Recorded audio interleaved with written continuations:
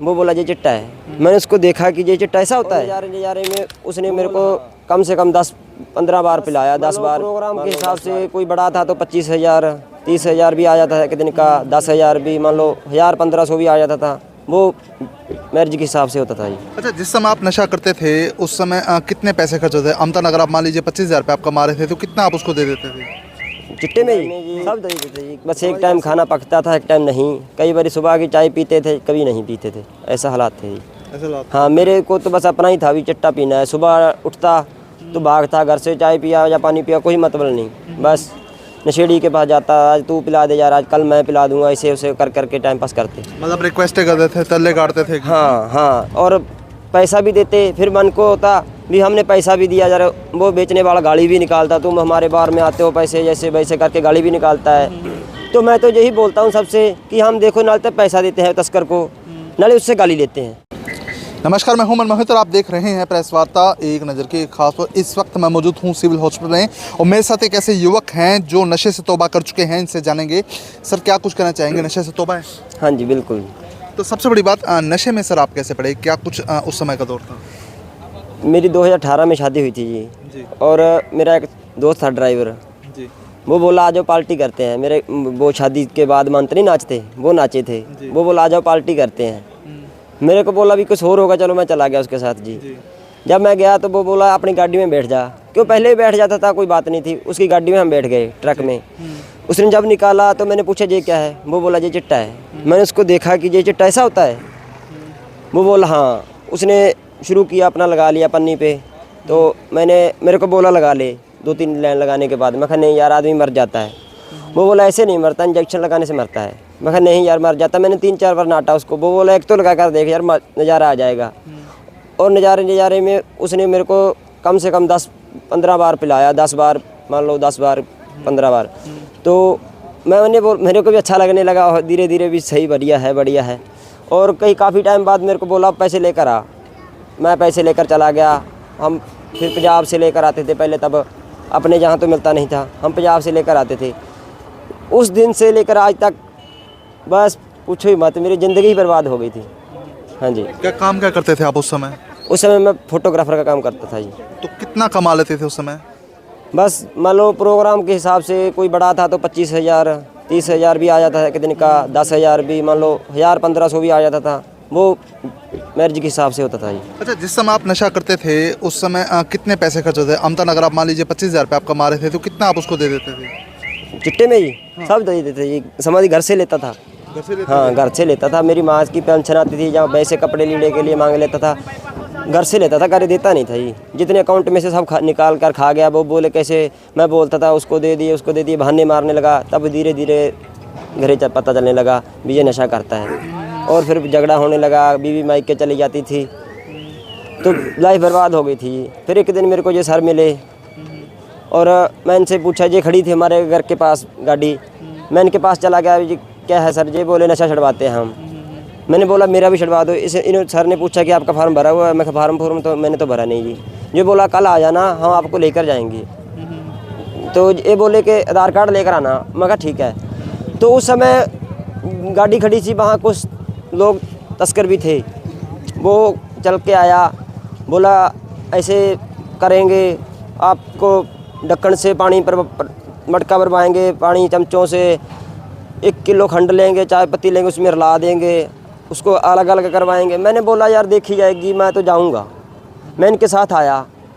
तब 2 बार तो मेरी माँ साथ आई, सर के साथ बहन में भी मेरा छोरा छोड़ेगा नहीं, विश्वास नहीं था।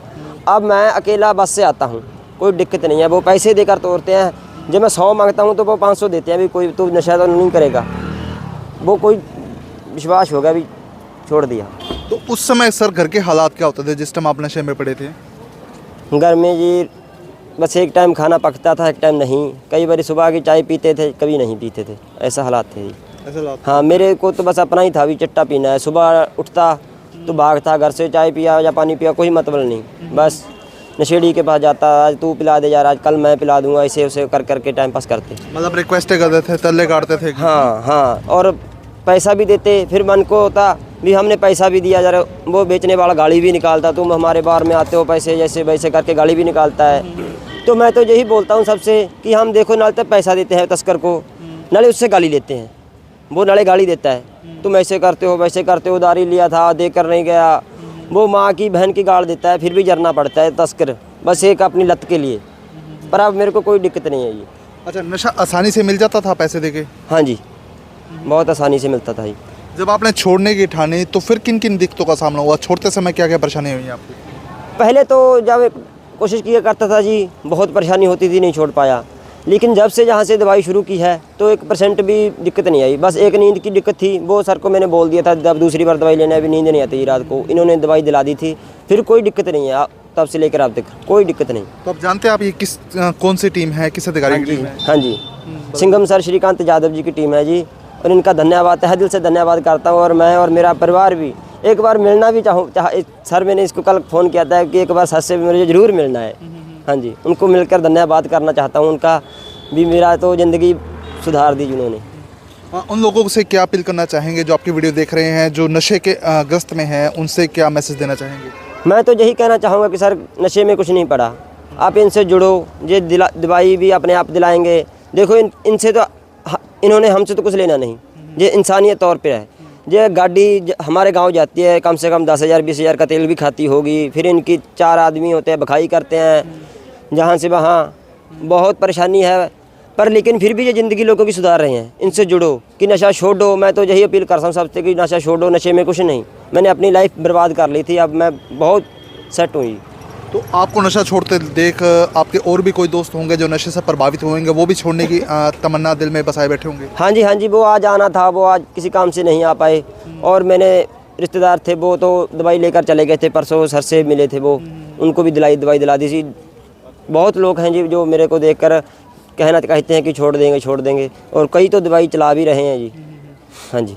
गजय जी, क्या कुछ कहना चाहेंगे? युवक लगातार नशा छोड़ते जा रहे हैं, क्या मैसेज आपकी तरफ से देना चाहेंगे? नमस्कार जी, सबसे पहले मेरे को तो हमारी टीम एक स्टेट एक्शन प्लान ड्रग्स मुक्त टीम जो हिसार मंडल हिसार के एडीजीपी श्रीकांत यादव द्वारा गठित की गई है, और उनके सपने थे कि आपकी हमारी जो उन्होंने जो टीम बनाई थी वो हर गांव जा कर के उन बच्चों को जो नशे की दलदल में फंसे हैं और उनको हम बाहर निकालने का प्रयास कर रहे हैं, और उनको दवा दिलवाने का हमारी टीम भरसक प्रयास कर रही है।